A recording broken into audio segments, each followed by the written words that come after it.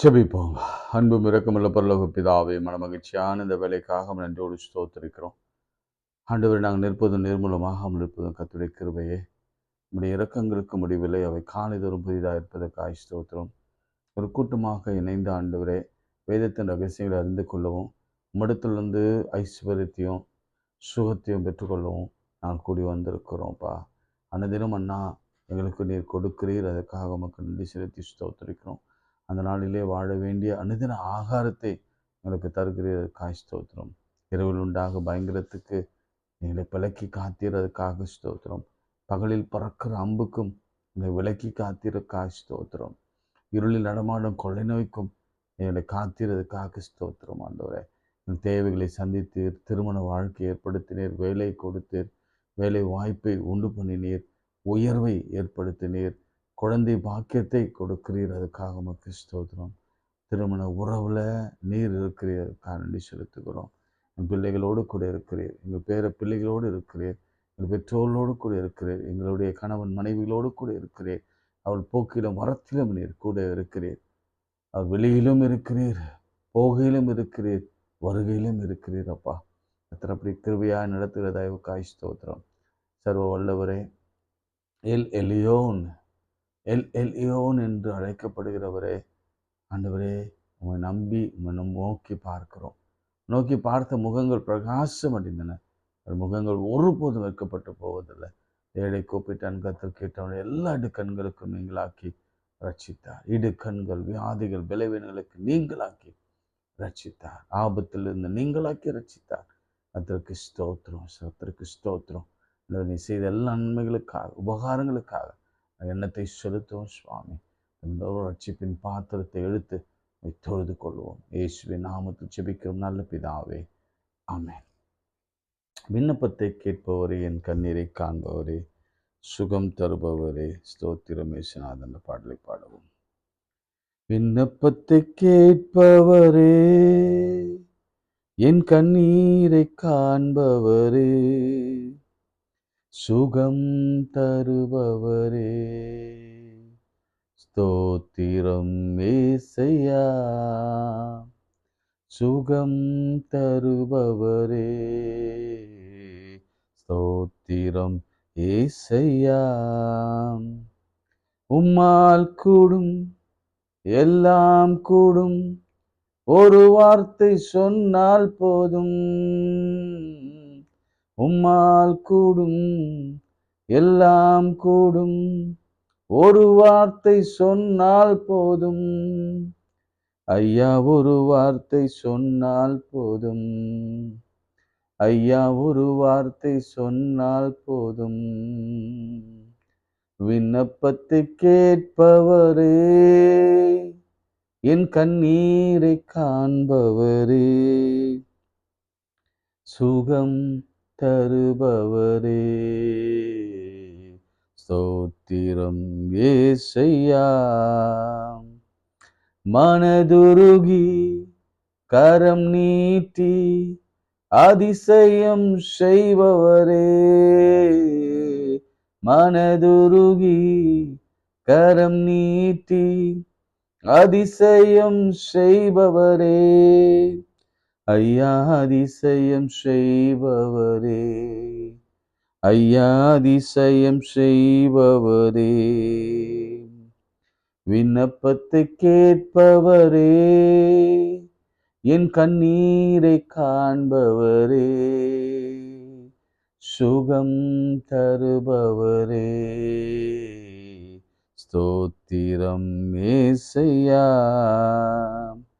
சித்தம் உண்டு சுத்தமாக என்று சொல்லி சுகமாக்கினீர். சித்தம் உண்டு சுத்தமாக என்று சொல்லி சுகமாக்கினீர்.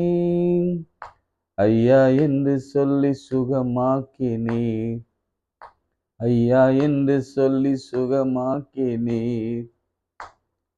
விண்ணப்பத்தை கேட்பவரே, என் கண்ணீரை காண்பவரே, சுகம் தருபவரே, ஸ்தோத்திரம் ஏசையா, சுகம் தருபவரே, ஸ்தோத்திரம் ஏசையா. கரங்களை உயர்த்தி சுகம் கொடுக்கிறவர். எல்லாம் வியாதியஸ்தர்களுக்காகவும் வியாதி உள்ளவர்களுக்காகவும், ஒருவேளை நாமே வியாதிப்பட்டிருந்தாலும் கரங்களை உயர்த்துங்க. இந்த வாரம் முழுவதும், ஒருவேளை அடுத்த வாரமும் நம்ம சுகத்திற்காக தான் ஜெபிக்க போகிறோம். இந்த வருஷம் நம்ம பலவீனப்பட்டவங்க நம்ம பாளையத்தில் ஒருவரும் இருக்கக்கூடாது. பலவீனப்பட்டவன் உங்கள் குடும்பத்தில் ஒருவரும் இருக்கக்கூடாது. கர்த்தர் எல்லாரையும் சுகமாக்கணும். அவர் ப்ராஸ்பெரிட்டி கொடுப்பது மாத்திரமல்ல, நல்ல ஹெல்த்தையும் கொடுக்கணும். அது எப்பேற்பட்ட தலையிலிருந்து கால் வரைக்கும் உள்ள எந்த வியாதியா இருக்கலாம், ஆண்டவர் படைத்தார். அவர் ஜீவனை கொடுத்து நம்மை மீட்டு கொண்டார். ஆவியானவர் நமக்குள் வாசம் பண்ணுகிறார். அதனால வியாதிக்கு அங்க இடம் இல்லை. திரும்ப சொல்லுகிறேன், கர்த்தர் படைத்தார். ஆவியானவர் நமக்குள்ளே வாசம் பண்ணுகிறார். இயேசு கிறிஸ்து நம்முடைய சரீரத்து பாடுகளுக்காக ஜீவனை கொடுத்தார். நாம் கவலைப்பட வேண்டிய அவசியம் இல்லை. அவருடைய சித்தம் அது, அவருடைய விருப்பம் அது, அவருடைய ஏக்கம் அது.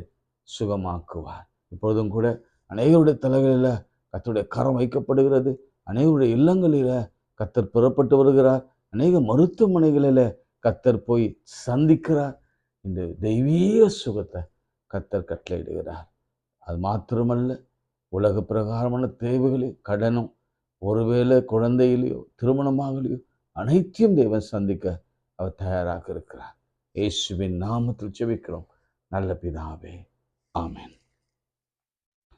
பிரியமானவர்களே, நாம் காட்ஸ் ஹெல்த் பிளானை குறித்து சிந்தித்து கொண்டிருக்கிறோம்.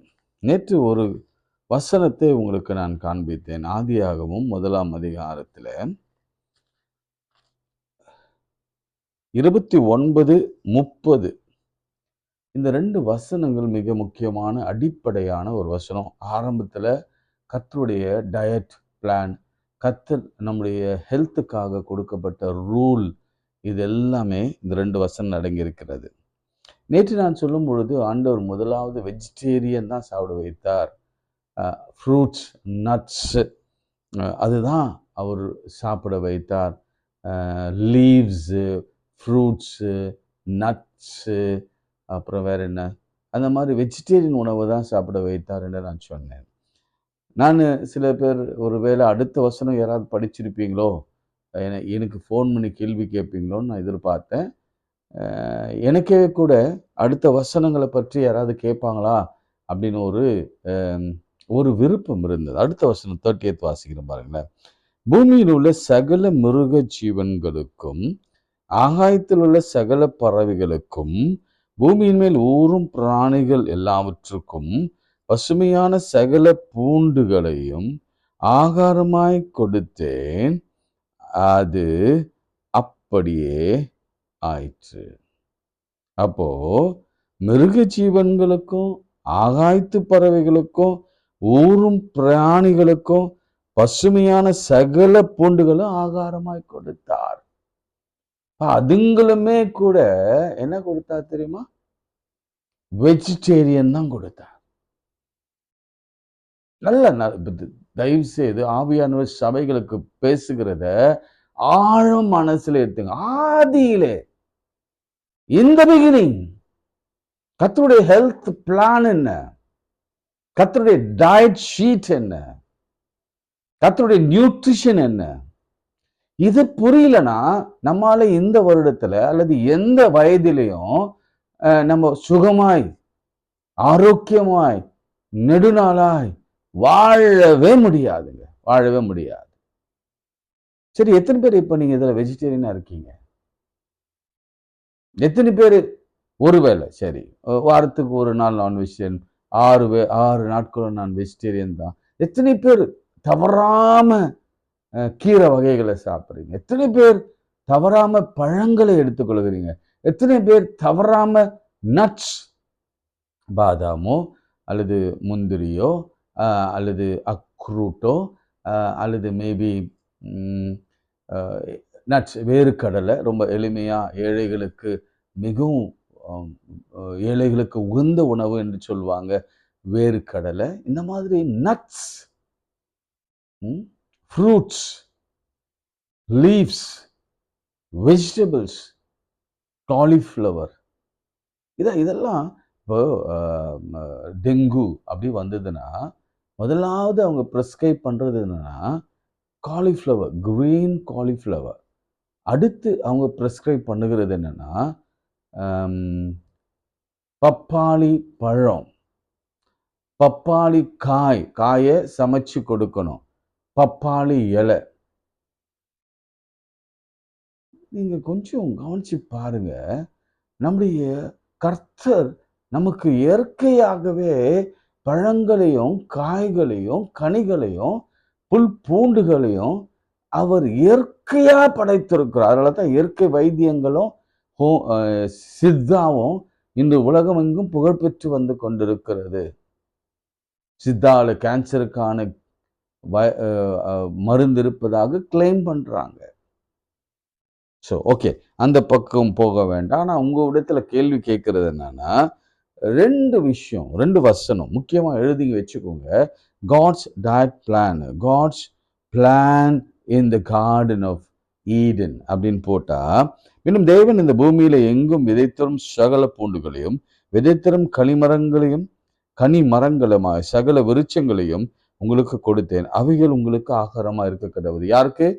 ஆதாம் ஏவாளுக்கு. அடுத்து பூமியில் சகல மிருகங்களுக்கும் ஆகாயத்தில் உள்ள பகல பறவைகளுக்கும் பூமி மேல் ஊரும் பிராணிகளுக்கும் எல்லாவற்றுக்கும் பசுமையான சகல பூண்டுகளையும் ஆகாரமாய் கொடுத்தேன் என்றார்.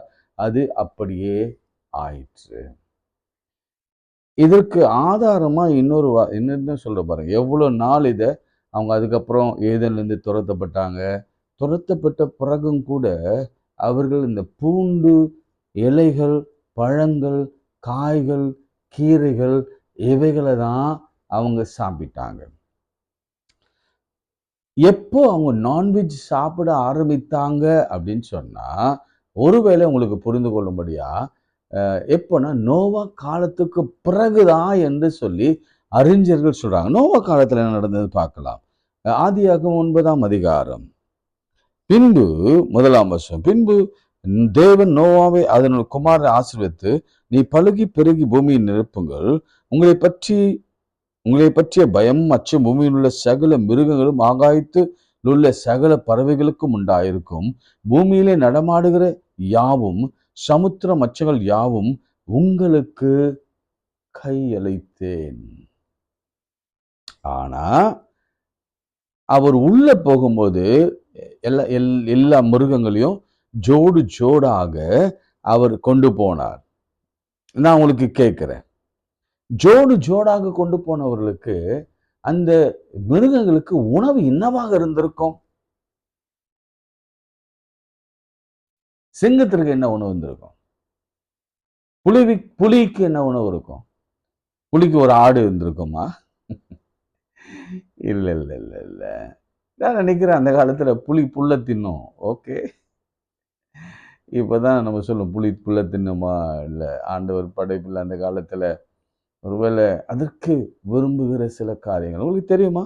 நாய்கள் ஒருவேளை அதுக்கு வயிற்று உபாதை எடுத்தா போய் நல்ல இலைகள், அதுக்கு பிடித்தமான இலைகள், வைத்திய இலைகளை எடுத்து சாப்பிடும். அதுல செம்பருத்தி இலை மிக முக்கியமான ஒன்று. நான் பார்த்துருக்கிறேன். அதை சாப்பிட்டுட்டு வாந்தி எடுக்கும். ஏன்னா அந்த உபாதை அது வயிற்றுக்குள் இருந்து வெளியே வந்துடணும். கேரட் நல்லா சாப்பிடும் நாய்கள், ராபிட், இவையெல்லாம் நீங்க பார்க்கலாம். நீங்க அசைவ உணவு சாப்பிடுகிற எல்லா மிருகங்களும் சைவ உணவு சாப்பிடுகிறத நீங்க பழக்கி விட்டா அது நிச்சயம் சாப்பிடும்.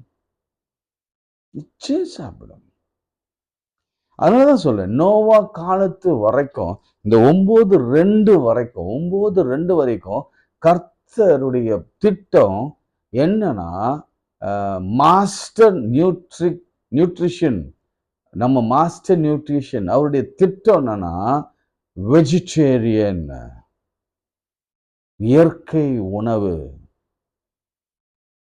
பிரியமானவர்களே, இந்த ஆவியானவர் சபைகளுக்கு பேசிக்கொண்டிருக்கிறேன். ஐயா நீங்கள் சொல்றதெல்லாம் சரிதான் ஐயா. இந்த வசனத்தை திரும்ப வாசிக்கிறேன்.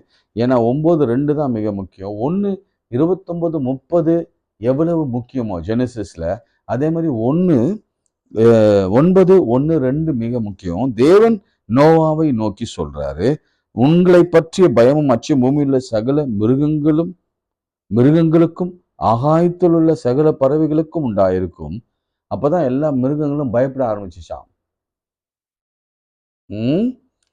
பூமியில் உள்ள சகல மிருகங்களுக்கும் ஆகாயத்து பறவைகளுக்கும் உண்டாயிருக்கும். பூமியிலே நடமாடுகிற யாவும் சமுத்திரத்தின் மச்சங்கள் யாவும் உங்களுக்கு கையளிக்கப்பட்டது. நடமாடுகிற ஜீவ ஜந்துக்கள் யாவும் உங்களுக்கு ஆகாரமாய் இருப்பதாக பசும் புண்டுகளையும் உங்களுக்கு தந்தது போல அவைகளும் எல்லாவற்றையும் உங்களுக்கு தந்தேன். மாம்சத்தின் அதன் உயிராகிய இரத்தத்தோடே புசிக்க வேண்டாம, நீங்கள் உயிரோடு இருக்கிற உங்கள் இரத்தத்திற்காக பழி வாங்குவேன். பிரியமானவர்களே, ஆவியானவர் ரொம்ப ரொம்ப அழகா என்னோடு உங்களோடு கூட பேசி கொண்டிருக்கிறார். உண்மையாகவே நான் இதை எடுக்க வேண்டும் என்று எனக்கு துளி கூட எண்ணம் இல்லை. ஆனா இதை பேசும்படி ஆவியானவர் வலுப்படுத்தினதுனாலே நான் பேசி கொண்டிருக்கிறேன். அடுத்து அவருடைய டயட் ஷீட் என்னன்னா, கிளீன் அண்ட் அன்கிளீன் ஃபுட் என்று பிரிக்கிறார். அது நீங்க லேவியராகவும் கொஞ்சம் திருப்பி கொண்டீங்கன்னா உங்களுக்கு தெரியும். லேவியராகவும் 11ஆம் அதிகாரம், லெவிட்டிகஸ் சாப்டர் 11, 11ஆம் அதிகாரம் அதனுடைய 3ஆம் வசனத்தை வாசிக்கிறேன். மிருகங்களில் விரிகுளமுள்ளதாக இருந்து குளம்புகள் இரண்டாக பிரிந்திருக்கிற அசை போடுகிறதுமானவைகள் எல்லாம் நீங்கள் புசிக்கலாம். எனக்கு இதுல எல்லாம் ரொம்ப தமிழ் புரியல, நீங்க ஆங்கிலத்துல வாசிச்சுட்டு நீங்க புரிஞ்சுக்கோங்க. விரிகுளம் உள்ளதா, விரிகுளம் உள்ளதானா என்னன்னு தெரியலையே. குளம்புகள் இரண்டாக பிரிந்திருக்கிறது அப்படின்னு என்னன்னு தெரியலையே. அதனாலதான் கொஞ்சம் இங்கிலீஷ் பைபிள் நம்ம வச்சுக்கணும். நாளைக்கு ஒருவேளை கர்த்தருக்கு சித்தமான இங்கிலீஷ் பைபிளோடு கூட இருக்கிறேன், நீங்க அதை எழுதுங்க பார்ப்போம். ஆனா இது எனக்கு புரியுது. அசை போடுகிறதுமான எல்லாவற்றையும் நீங்க புசிக்கலாம். அப்போ மாடு, ஆடு, வேற என்ன அசை போடும்? சூ பண்றது என்ன? அதெல்லாம் நீங்க சாப்பிடலாம். சரி, அடுத்து 9ஆம் வசனம். 9ஆம் வசனத்துல, ஜலத்திலிருந்து இருக்கிறவைகளை நீங்கள் புசிக்கத்தக்கது யாதெனில் கடலும் ஆறுகளும் ஆகிய தண்ணீர்களிலே சிதறும் செதில்கள் உள்ளவைகள் எல்லாம் நீங்கள் புசிக்கலாம். இப்ப மீன்லயே கூட ஆண்டவர் ஒரு வரையறை வைத்திருக்கிறார். You can't eat shark. இல்ல, உங்களுக்கு அது அனுமதி கொடுக்கல. ஏன்னா ஷார்க்குக்கு, டால்பினுக்கு என்ன இல்லை?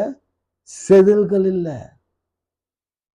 இன்ஃபேக்ட் நம்ம நிறைய டாக்டர் சொல்லியிருக்கிறது நீங்க கேள்விப்பட்டிருப்பீங்க. மீன்களிலே மிகவும் பயங்கர விலை இருக்கிறது என்னன்னா வஞ்சிர மீன் இல்லை. அது பயங்கர மீன், விலை ஜாஸ்தி. 1000 ரூபாய்லாம் இருக்கும், 2000 ரூபாய்லாம் இருக்கும். பெரிய பெரிய மீன்லாம் கிடைக்கும். இன்ஃபேக்ட் அந்த மீன்ல பயங்கரமான கொலஸ்ட்ராலும் மற்ற விதமான கெமிக்கலும் இருக்கிறது. அதுல இன்னொரு விஷயம் என்னன்னா, அதுல செதில்கள் மிகவும் அவ்வளவாக இருக்காது, செதில்களே இருக்காது. அதையும் ஆண்டவர் வேண்டான்னு சொல்றார். லாப்ஸ்டர், லாப்ஸ்டர்ல தமிழ் என்ன சொல்லுவீங்க? Lobster, lobster, lobster, lobster. இறால் ஒரு பெரிய வடிவமா எடுத்துக்கலாமா? இறால் அதுல கூட இது இருக்காது, செதில்கள் இருக்காது, ஃபின்ஸ் இருக்காது, ஸ்கேல்ஸ் இருக்காது. அதை சாப்பிடக்கூடாது. ஏன்னா அது அது சாப்பிடுவோம்னா சொன்னார்ல, நம்ம குடும்பங்கள்ல அது ரொம்ப பிடிக்கும் இல்லை? என் பொண்ணுக்கு ரொம்ப, எனக்கும் ரொம்ப பிடிக்கும். எதுனா இறானா ரொம்ப பிடிக்கும். ஆனால் அதில் டூ மச் ஆஃப் கொலஸ்ட்ரால் இருக்கிறது. கேஸ் வர அதில் வரும், பயங்கரமான வாயு தொல்லை ஏற்படும். அதனால் ஆண்டவர் மீன்களில் கூட ஒரு அழகான ஒரு வித்தியாசத்தை வைத்திருக்கிறார். மகனே, செதில்கள் இருக்கிறதாக இருக்க வேண்டும். அது மாத்திரம் இல்லை, என்ன நடக்குமா, உள்ளவைகளோ நீங்கள் புசிக்கலாம். ஆனாலும் கடல்களும் ஆறுகளும் தண்ணீரும் நீந்துகிறதும் வாழ்கிறதுமான பிராணிகளில் சிதறுகும் சிதறுகும் சிறகும் செதில்கும் இல்லாத யாவும் உங்களுக்கு அருவருப்பானவைகள். சாப்பிடவாத அவைகள் உங்களுக்கு அருவருப்பானது. அந்த மாம்சத்தை புசியாது இருந்து அவைகளில் உடல்களை அருவருப்பீர்களாக.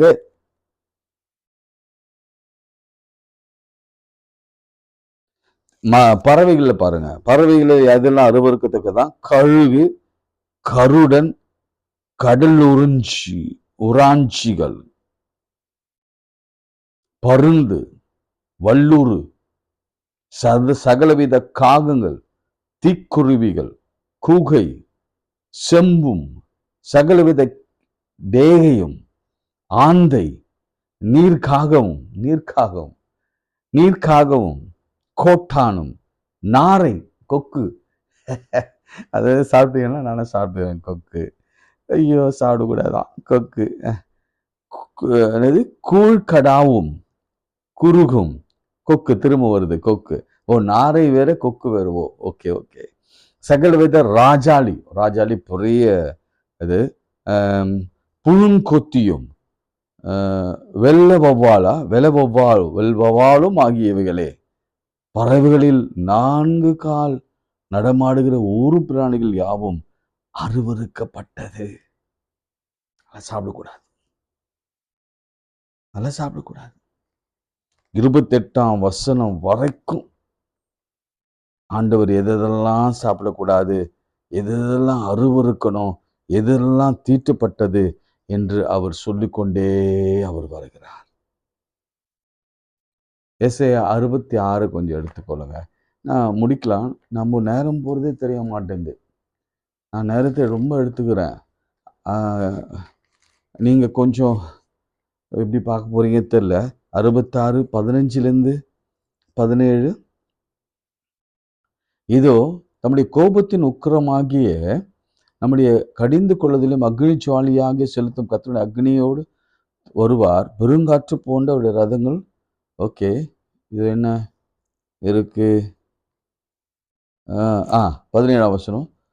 தங்கள் தாங்களே பரிசுத்த பொருள் கொள்கிறவர்களும் தோப்புகளின் நடுவே தங்கள் தாங்களே ஒருவரின் ஒருவராய் சுத்திகரித்து கொள்கிறவர்களும் பன்றி இறைச்சியையும் அருவருப்பானதையும் எலியையும் சாப்பிடுகிறவர்களுமாகிய ஏகமாய் சங்கரிக்கப்படுவார்கள் என்று கர்த்தர் சொல்லுகிறார்.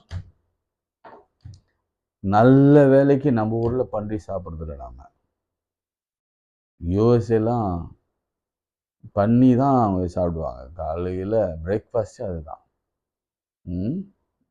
பேக்கான், ரெண்டு ஸ்லேஸ் பண்ணி கறி இருக்கும். சாசேஜஸ்னால் கறிகள், எல்லா கறிகளும் இணைந்து அதில் பன்னிக்கறி, ஆட்டுக்கறி, மாட்டுக்கறி, சிக்கன் கறி எல்லாம் சேர்ந்து சாசேஜஸ் இருக்கும். அது 2 எடுத்துக்குவாங்க. 2 பேக்கன், 2 பன்னிக்கறி துண்டு எடுத்துப்பாங்க. அது எப்படின்னா தவாவில் போட்டு அது அப்படியே அந்த ஃபேட்லேயே குக் ஆகும். அதை அப்படியே தட்டில் வச்சிட்டோம்னா நம்ம போய் டேபிளில் பெப்பரையும் சால்ட்டும் மட்டும் போட்டுக்கணும். சூப்பராக இருக்கும். இது நானும் சாப்பிட்டுக்கிறேன். அடுத்து சாசேஜஸ். அந்த சாசேஜ் தவாவில் போட்டு திருப்பிகிட்டே இருக்கணும். ஒன்று கொஞ்சம் கொஞ்சமாக திருப்பிகிட்டே இருக்கணும். அது அழகாக பொன் வரும்போது அது வச்சுட்டு கொஞ்சம் டொமேட்டோ சாஸு அந்த மாதிரி ஏதாவது க்ரீன் சில்லி சாஸ் வச்சு அதை சாப்பிடணும். பிரேக்ஃபாஸ்ட்டுக்கு நான் சொல்கிறேன். 3வது என்ன செய்வாங்கன்னா ஆம்லெட். அது ஸ்க்ரம்பிள்டு எக்காக இருக்கலாம், அது ஆஃப் பாயிலாக இருக்கலாம், அல்லது ஆம்லெட்டாக இருக்கலாம். அது ஒன்று. அதுக்கப்புறம் அதுவும் பத்தலைன்னா ப்ரெட்டு. அதை தடவுறதுக்கு பட்டரு எல்லாம் இருக்கும், சீஸ் எல்லாம் இருக்கும். அதை சாப்பிடுவாங்க. அதுவும் போதலைன்னா பாலும் மற்றும் சீரியல். இதுதான் ஃபுல் பிரேக்ஃபாஸ்ட்.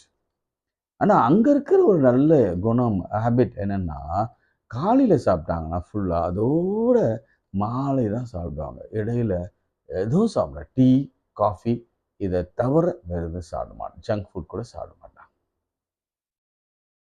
ஆனால் நம்ம 3 வேளை 4 வேளை 5 வேளை கறி இருந்தால் இவ்வளோ கறி 1/4 கிலோ, மீன் இருந்தால் 4-5 மீன். இப்போல்லாம் ரொம்ப ஃபேஷனாக தந்தூரி, அப்புறம் என்னென்னமோ வருதுல்ல, எல்லாம் இதில் குக் பண்ணுறது. கவனமாக இருங்க. பன்றி இறைச்சியும் எலியும் சாப்பிடுகிறவர்களுக்கு சங்கரிக்கப்படுவார்கள் என்று சொல்லப்பட்டிருக்கிறது. பிரியமானவர்களே, இவ்வளோ பேசிட்டோம். இப்போ டயட் பற்றிலாம் பேசிட்டோம். ஏன்னா நான் இன்னும் நிறைய இருக்கு. ஆண்டவருடைய சித்தம் என்ன அப்படின்னு பார்க்கலாம். ஆண்டவருடைய சித்தம் என்னன்னா, எக்ஸோடஸ் 15ஆம் அதிகாரம். இது இன்னைக்கு எடுத்துக்கொள்ள போகிறோம்.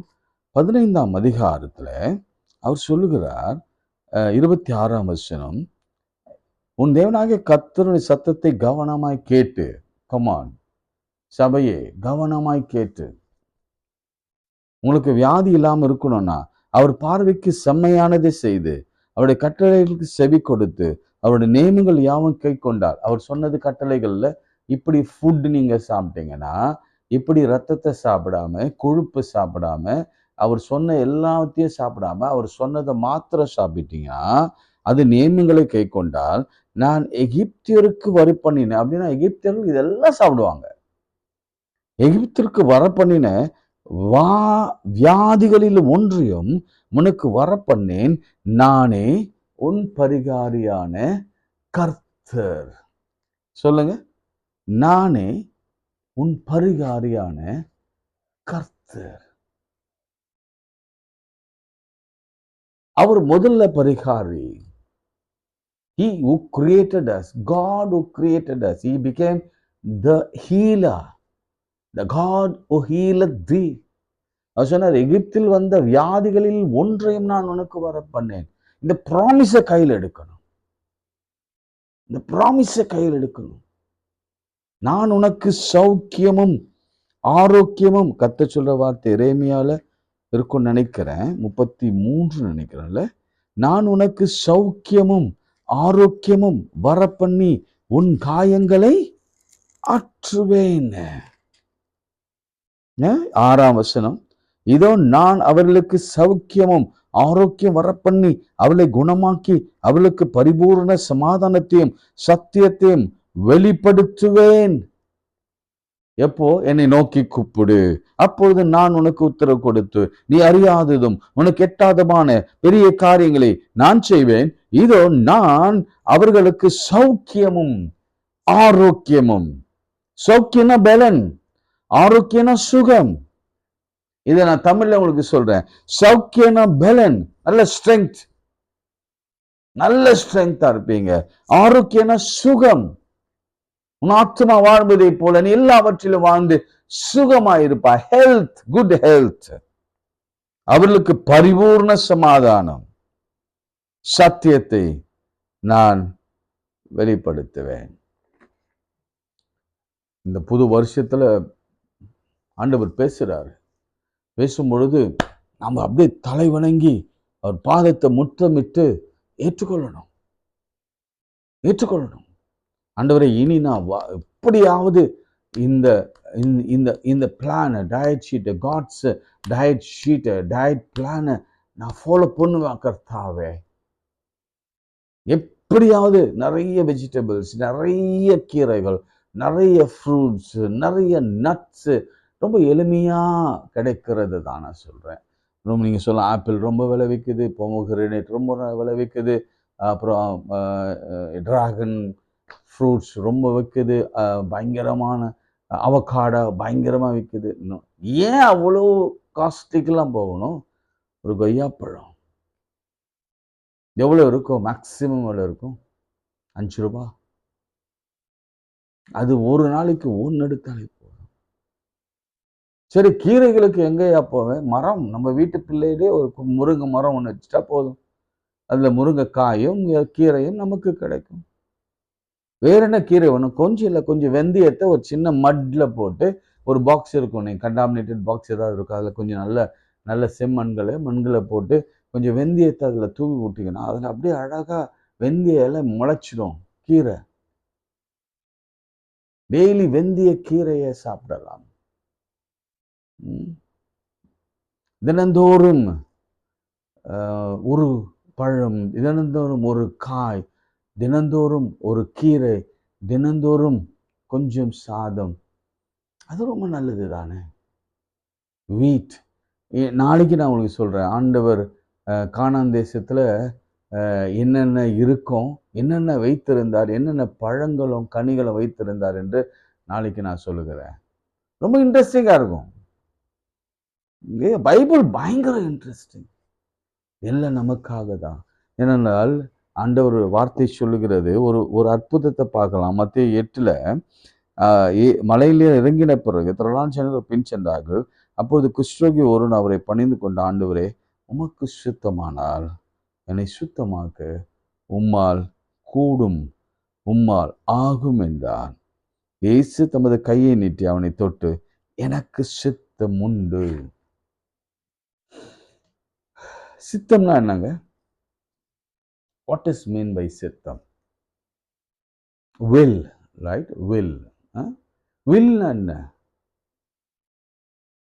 தமிழ்ல சொல்லுங்க. விருப்பம். ஆண்டவருடைய விருப்பம் என்ன? அவன் கேட்கிறான், ஆண்டவரே உமக்கு விரும்புதான். ஆண்டவர் யோசிக்கிறார், டே நான் வந்ததே அதுக்கு தானே. இயேசு சொல்லுவன், இயேசு தான் மனதுக்குள்ள நினைப்பாருப்பா, எதுக்கு நான் வந்தேன்? ஹீல் பண்ண தான் வந்தேன். மென்டலி, பிசிக்கலி, ஸ்பிரிச்சுவலி ஹீல் பண்ணவும், சிலுவையில நம்முடைய சரீரத்திற்காக அவர் ஜீவனை கொடுக்கவும், ஆவியானவரை நமக்குள்ளே வைக்கவும் தானே நான் வந்தேன். அவனுடைய விருப்பம் என்ன? எனக்கு சித்தம் உண்டு, நீ சுத்தமாகு. இன்னைக்கு ஆண்டவர் உங்களை பார்த்து சொல்லுகிறார், மகனே, நீ வியாதியா இருக்கிறது என்று சித்தம் அல்ல. நீ பலவீனத்தோடு இருப்பது எனக்கு சித்தம் அல்ல. நீ சர்ம வியாதியோடு இருப்பது எனக்கு சித்தம் அல்ல. உன்னுடைய கிட்னி பழுதாய் இருப்பது எனக்கு சித்தம் அல்ல. உன்னுடைய ரத்தத்திலே காணப்படுகிற செல்கள், ரத்தத்திலே காணப்படுகிற WBC போன்ற காரியங்கள், இவையெல்லாம்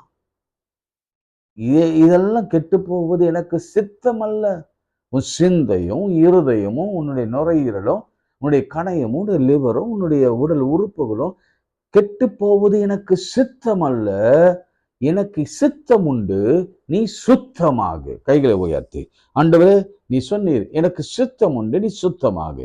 இப்போது உடைய பிள்ளைகளை சுத்தமாக்கும், தேவைகளை சந்தியும், எல்லா உறுப்புகளிலும் கர்த்தருடைய வல்லமை இறங்கட்டும் அப்பா.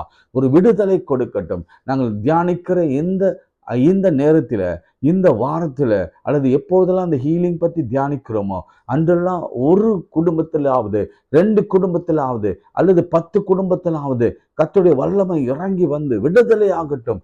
அல்லது பார்க்கிற அந்த 200 300 பேரும் கர்த்தர் சுகத்தை கொடுத்தார் என்று சாட்சி சொல்லுகிற அளவுக்கு நீ ஐ ஆம் த லார்ட் ஹூ ஹீலத் தீன்னு சொன்னீங்களே, அதை நிறைவேற்றுங்கப்பா, நிறைவேற்றுங்க. இயேசுவின் நாமத்திலே திருமணம் ஆகட்டும், இயேசுவின் நாமத்திலே வேலை கிடைக்கட்டும், இயேசுவின் நாமத்திலே கடன் விலகட்டும், இயேசுவின் நாமத்திலே எல்லாம் பரிபூர்ணமாய் தரட்டும். நான் அவர்களுக்கு ஜீவன் உண்டாயிருக்கவும் அந்த ஜீவன் பரிபூர்ணப்பட வந்தேன். இயேசுவின் நாமத்தை ஜெபிக்கிறோம் பிதாவே, ஆமென். நமது ஆண்டவராகிய இயேசு கிறிஸ்துவின் கிருபை, பிதாவாகிய தேவனுடைய அன்பு, பரிசுத்தாவின் ஐக்கியம் நம் அனைவரோடும் இன்னும் இன்னும் சதாக்கள் நிலைத்திருப்பதாக. ஆமென், ஆமென், ஆமென். God bless you. உங்களுக்கு நிறைய இது பிடிச்சிருக்கும்னு நினைக்கிறேன். நீங்கள் அநேகருக்கு இதை ஷேர் பண்ணுங்க. ஏன்னா இந்த உடல் மிக முக்கியம், நம்ம ஜீவன் மிக மிக முக்கியம் ஆண்டவருக்கு. அதனால தான் ஏதோ பர்பஸோடு நம்ம படித்திருக்கிறார். அந்த ஜீவனை மாய்த்து கொள்ளவோ, அதை சாப்பிட்டு அடித்து கொள்ளவோ, அல்லது இடையிலே பாதியிலே நாம் திரும்பி போகவோ கர்த்தர் நம்மை படைக்கவில்லை. நெடுநாளாய் வாழ்ந்து 4 தலைமுறை பார்த்தானாம் யோபு. அப்படி நம்ம வாழ்ந்து சுகமாய் வாழ்வோம் இயேசுவின் நாமத்தில். ஆமென். God bless.